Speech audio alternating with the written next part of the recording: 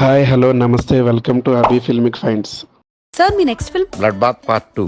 Part 1 flop అయింది కదా sir. అందుకే పార్ట్ 2 తీస్తున్నాను. ఇది ఫ్లాప్ అయితే పార్ట్ 3 తీస్తాను. ఆడియన్స్ మీద రివెంజ్ అన్నమాట.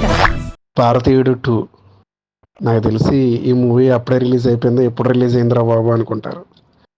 చాలా ఆటంకాలు ఎదుర్కొని మూవీ అయితే ఈరోజు రిలీజ్ అయింది. శంకర్ గారు కమల్ హాసన్ కాంబోనేమో పిచ్చ హైప్లో ఉంటుంది. ఏదో ఒక పాయింట్లో ఉన్న మనల్ని ఇంప్రెస్ చేస్తారు అని అనుకున్నా, కానీ భయ్య ఎక్కడ కూడా మనల్ని ఇంప్రెస్ చేయరు. ఫస్ట్ నుంచి లాస్ట్ వరకు ఎందుకు వచ్చాంరా బాబు మూవీకి అని అనిపిస్తుంది. అంత దరిద్రంగా ఉంది ఈ మూవీ.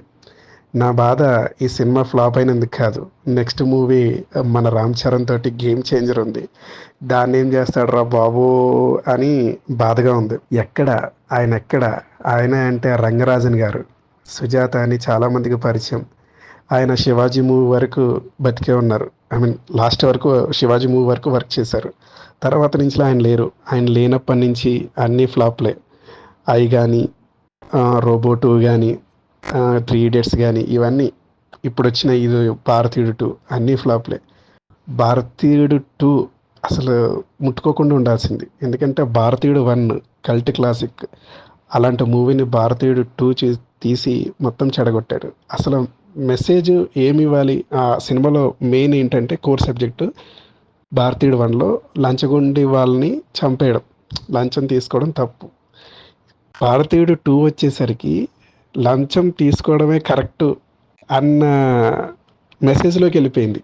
క్లైమాక్స్కి ఆఖరికి జనాలందరూ కలిసి హీరోని భారతీయుడు 2ని నువ్వు వెళ్ళిపోరా బాబుని కొట్టడానికి వచ్చారు. అసలు మొత్తం మిస్ మెసేజ్ అయిపోయింది భారతీయుడు 2 మొత్తం. ఈ మూవీని అయితే అసలు అర్జెంటుగా స్కిప్ కొట్టేయండి. నాకు ఎంత కోపం వచ్చిందంటే నెక్స్ట్ షోకి వస్తున్న జనాల్ని కూడా రావద్దురా బాబు అని ఆపేంత కోపం వచ్చింది.